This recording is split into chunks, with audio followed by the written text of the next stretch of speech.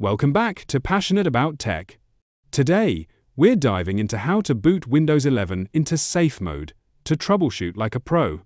Stick around, because this simple trick could save your PC. Method 1. Enter safe mode from inside Windows 11. Go to the power button, hold down the Shift key, and click Restart. This loads the recovery screen. Click Troubleshoot, then Advanced Options. Click Startup Settings, then Restart. Now, you'll see the Startup Settings screen with several options. For Basic Safe Mode, press 4. This starts Windows with minimal programs. If you need internet for troubleshooting, press 5 for Safe Mode with networking. Or, if you suspect your antivirus is causing issues, press 8 to disable early launch anti-malware protection. I'll choose 4 for Safe Mode.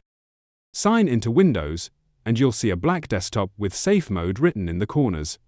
Now you can troubleshoot as needed. To exit, just click Restart, and your PC will boot back to normal mode. What if your PC won't start at all?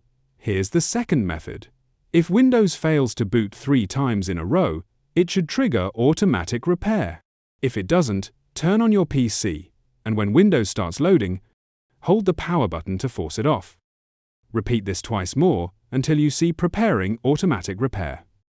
On the next screen, click Advanced Options. Then Troubleshoot, followed by Advanced Options again. Then click Startup Settings and hit Restart. Choose your Safe Mode option, like 4 for Basic Safe Mode, and press the number key. Windows will start in Safe Mode, ready for troubleshooting. Hey, if you found this guide helpful, hit that subscribe button to join the Passionate About Tech community. That's it for today. Try these steps, and let me know in the comments if you got into safe mode or have other tech questions. Thanks for watching, and I'll see you in the next video.